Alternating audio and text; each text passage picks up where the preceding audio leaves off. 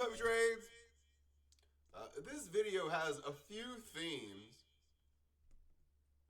Really, the big theme is that we're seeing two emerging. I think the big theme is just seen through two ETFs right now. One is this microcap ETF, IWC.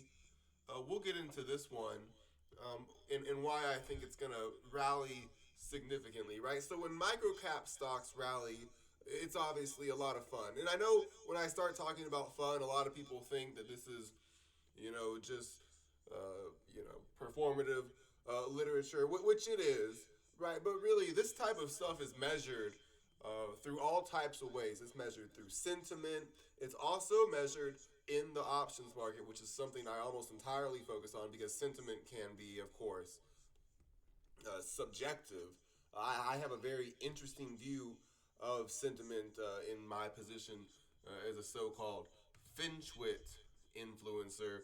But so that's the microcap. That's one side of this theme, right? The fun stocks. But what are the dividends for those fun stocks?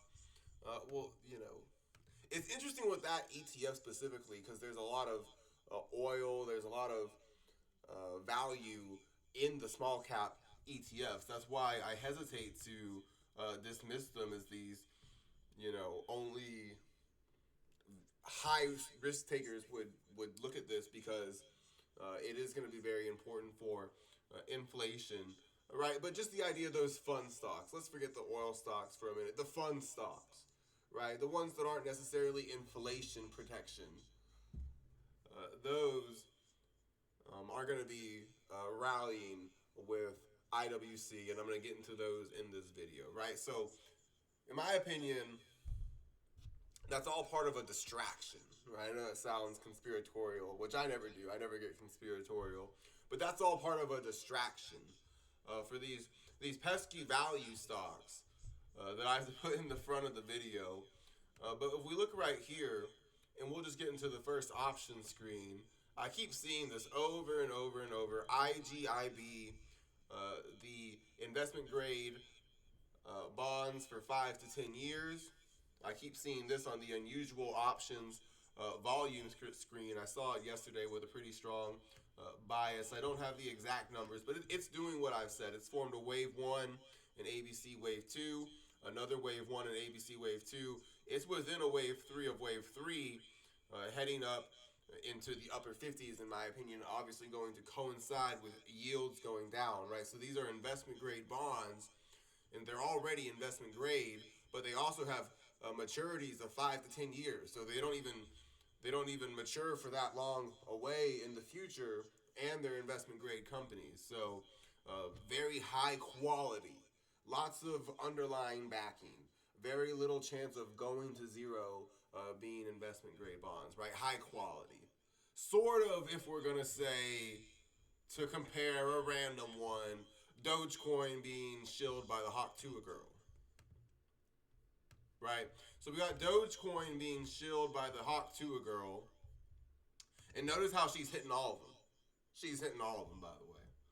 And it's not even her first one. There was one you guys missed, and I didn't talk about it because you guys say stick to stocks. So, hey, if you want me to tell you guys what the other stocks the Hawk Tuah girl has talked about, go give a like on the video. If we get 15 or 20, like the video anyway, right? And if you like videos like this, just like it anyway. But if you want to know, there was another stock the Hawk Tuah girl told you about. It wasn't just Dogecoin, and it wasn't just Solana and Ethereum. I mean, she's really going down the gauntlet, and she's outperforming you. So you can call her what you want. You can't call her broke, and I haven't seen her miss yet. I'll tell you what. There was definitely a day I ran out of a screen. I ran out of screens to look at. I went to Haley Welsh's Twitter. So you can say what you want about that. But I have predicted that Dogecoin is going to explode within wave 3 of wave 3. I'm obviously just joking for parody and entertainment purposes that Haley Welsh somehow knows that Dogecoin is going to explode, and she's part of some, undercover feds on X agenda that is working with Elon Musk, who is also an undercover federal agent, and that's why they're working with this big platform that they're using the guise of free speech to actually make a global payments platform with XRP and Dogecoin using the guise of free speech, but it's actually going to be the opposite of that. It's going to be the most dystopian thing ever, where you're not going to be able to use X unless Dogecoin is probably going to enter a wave three of a wave three, right? So that's very important because, that's great for the Dogecoin bulls, but it's very distracting, right? It's very distracting. It's probably going to be the number one ticker on stock twits every day, right? With Shiba Inu coin, the other one, right? She posts the Shiba Inu coin. What happens? We look at Shiba Inu coin. Wow, she nailed that. And when did she post about Shiba Inu coin? She probably posted about it at a very random time. And bar chart's gonna destroy my wave B just because of that, right? She probably posted about Shiba Inu coin at a very random time, and she posted about it right exactly when the length of wave A placed at the wave B high was met. So she goes and she calls the bottom perfectly right at the ABC correction, exactly the 100% extension.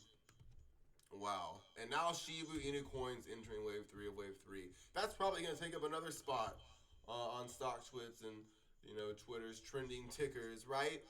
And so, what's the whole point of all of this? Well, we got these two option screens right now. One of them, the highest open stock positions, I sorted by the lowest put to call ratio, and then this is showing the lowest put to call ratio. I can also do the highest total open interest to get a different list, but this is what we'll stick with. And we're going to see lots of growth. We're going to see lots of small cap growth. We're going to see stocks that I've touched on, like the well, I guess we're on a later screen now. We saw Denison Mines recently in a video, and we've seen some of these. Oh, Hive Mind blockchain. Yeah, that was the one right in front of me. Hive Mind that I've talked about recently. Archer Aviation. It had its pop, and now we're gonna see Archer Aviation probably in a different video. But just the idea, all these fun small cap stocks, right? Notice besides Denison Mines, not much inflation exposure, right? Not much inflation exposure, not much dividends either, right? And not much of the backbone of the economy. When I look at my bills, I'm probably not going to see much Hive blockchain. I'm probably not going to see much Poet Technologies, but I am probably going to see lots of what this other screen is showing right now when it's looked at. This is the IV rank and percentile. Now, why is IV rank and percentile? Why do I look at this so much? 0% IV rank and percentile is a little, it's as if not a little more important than unusual options volume because it's the entire options chain, all that implied volatility. Remember that one day when the VIX exploded historically, and I pointed out that the uranium ETF, this was like August 5th or August 6th, I pointed out that the uranium ETF was at 0% implied volatility ranking percentile. And I was like, hey, isn't that interesting? The VIX exploded historically up into like the 60s or the 70s, and the lowest implied volatility reading for the uranium ETF was reached. That ended up being the low for URA. That's a recent example of the entire options chain being controlled. So we look at this screen. We're going to go to ETFs, and we're going to see the lowest implied volatility. And I'm going to do this for refreshing the ETFs. And so what we're going to see this Ethereum leveraged ETF. Oh, by the way, using this for the individual stock ETFs is so interesting for not just this screen, the unusual options volume screen as well. But we were also seeing on this reading, and man, I was really looking at this just right before the close. It looks like we're going to see a different screen, for post close. But what I was going to show is that it looks like bonds are bottoming. And not just bonds, but bonds with lots of very high quality. I know there's some debate about how high quality the US government bonds are. I'm going to go out on a limb and say they're going to get that figured out. That could be a bad limb to go out on. And if that doesn't happen, it's important to understand the financial system is just going to collapse. The dollar is going to collapse. The second the US government doesn't pay back its debt, the US dollar collapses. That effectively ends finance.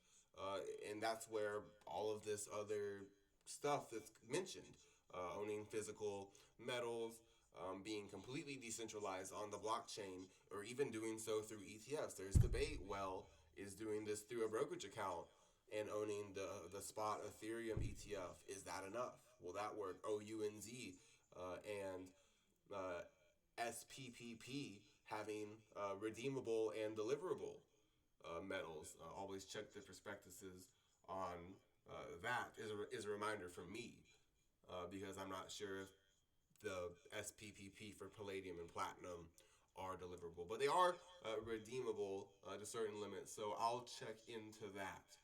But anyway, the point is we're seeing a super cycle low in inflation.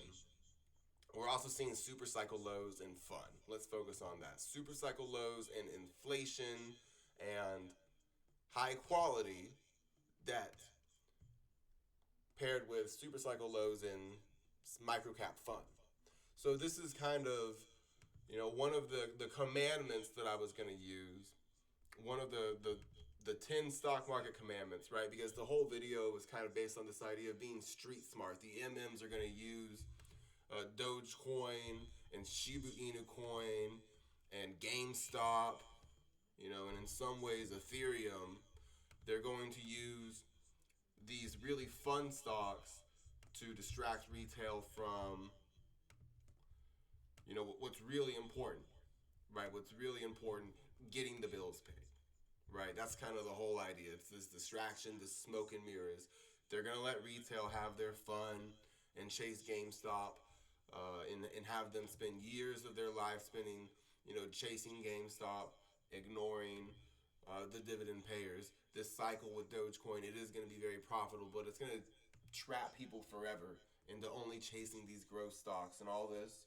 When at the same time, what's really going on, those exact same retail traders are going to be so distracted by Dogecoin, GameStop, the microcaps, all this non-inflationary, non-dividend, let's just call it lower quality stuff, especially if it's not played or gamed right.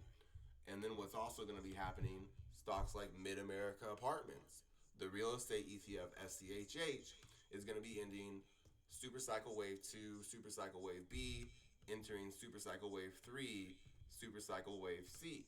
These are literally apartment rents for middle America, right? So this stock is bottoming. It's exploding. It's going to be going into the 240s, the 250s. That's how I view it as an American that is exposed to mid America apartments. I'm doing pretty well in life, but I am humble enough to admit I am exposed to mid America apartments exploding, those rents exploding, and the property values of real estate exploding. SCHH, another example. I haven't covered the utilities, so I'm leaving them out of this video. But the high quality bonds, right? So I saw EDV, this is the TLT ETF, above 87.34. I believe it's nesting, right? This quality, long-term treasury bonds. And what's been going on, we've had this huge correction. This ETF is paying almost a 4% dividend yield, locked in for 20 years. Locked in for 20 years, and potentially setting up for substantial capital appreciation as well. And so I've seen them use, because of this yield curve, we've had even further extended duration treasury ETFs have even higher yields, 4.53% yields can be locked in for 25 years if the U.S. government pays back its debt. I'm as anti anti trusting the government blindly as anyone else, but man, that sounds pretty good. 25 years of 4.5% yield plus plus right right now, I believe the potential for capital appreciation going into those maturities. And so that sounds like a lot of quality. It sounds like a lot of dividends. So, people were saying, at some point that I was street smart or whatever. I don't know about all that. But there's this song by Biggie, and it's called the 10 Crack Commandments. And he says, he goes through the 10 crack commandments. So I thought, it'd be fun to make the 10 stock market commandments, right? So I'm not sure if this is number 10 or if it's number 1. In numerology, which you guys know I think is pretty cool, 10 and 1 reduced to the same number. The 0 is the null value. So maybe this is rule number 1. Maybe it's rule number 10. We'll see if I can think of 9 more important rules than this. But rule number 1, remember where the bills are. These dividends and these real estate stocks and these inflationary stocks like the BlackRock Commodities Trust, when they are gone, these yields are gone forever, in my opinion.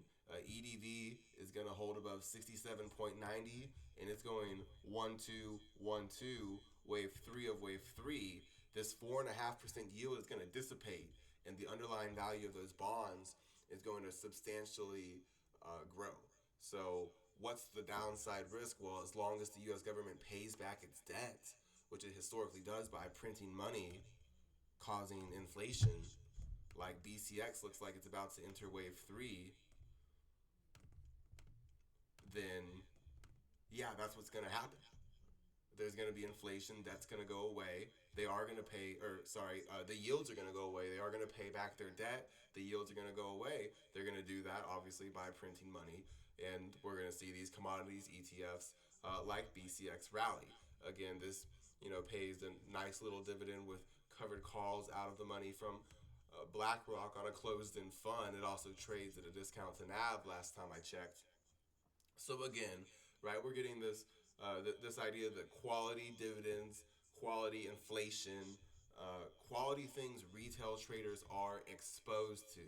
They're going to be entering super cycle wave 3 and wave C. And at the same time, while those rates are getting cut, a lot of money is going to pump into stocks like Gamestop, Faraday Future Electric, um, all of those other, not all of them, I don't want to say all of them, but IWC, right? An entire ETF. I believe that Faraday Future Electric's going to hold above 1.52, potentially enter a substantial wave 3. Always remember for, my personal notes that when things are extremely volatile, the position size is much smaller to compensate for that. That's another important thing. Much larger positions can be taken in EDV, in BCX, in the quality dividends, in the things that I am directly exposed to, where in the sense I am better off if SCHH, the real estate, goes down. I'm better off if Mid America Apartments goes down. I'm better off if inflation in the BlackRock Real Estate Commodities Trust goes down. So, commandment number 10, maybe it's number 1, stock market commandment, be street smart, right? There's going to be lots of fun. There's going to be lots of fun when this inflation cycle resumes. There's going to be lots of fun when this changing new administration comes in, whoever it is. The rates are getting cut, and there's going to be lots of fun in microcaps. There's going to be lots of fun in microcaps. While all those are running away, the real quality, the most quality debt, and the furthest duration, the dividends, the inflation, those are also going to be entering wave 3. TLT, SCHH, EDV, BCX being, in my opinion, the best examples of that. Retail is exposed to inflation. They're exposed to things like Mid America Apartments. They're exposed to things like quality debt, and they're going to see the yields on all of that dissipate. We are seeing day after day after day, the institutions are taking advantage of that. And they're also getting ready to distract the hell out of retail. So, rule number 1, maybe it's rule number 10. Always remember what pays the bills. Where does the bills come from? Can I go apply for a nice lease, a nice mortgage, a nice loan with big gains from Dogecoin, big gains from Shiba Inu? Hey, here's that one time I made a 10x on Dogecoin. No. If I've compounded a substantial amount of dividends and I say, hey, here's four or five, $6,000 in dividends I make a month, can I get a $2,000 lease, $1,800 lease, $1,500 lease? Answer is probably going to be yes. Mortgages, debt, credit cards when interest rates go down for a business I may start. Is there a best of both worlds? Yeah, there is a best of both worlds. I've talked about PayPal and I've talked about Square Cash and I've talked about a lot of these ways now with Ethereum that I've specifically been using. Ethereum now having this covered call ETF, YETH being an example with PayPal, Square Cash having covered call ETFs, PYPY and SQY, Ethereum, YETH, and someone asked AI and AIYY. Unfortunately, going to the ETF's total return calculator, AIYY has not been one of the big winners.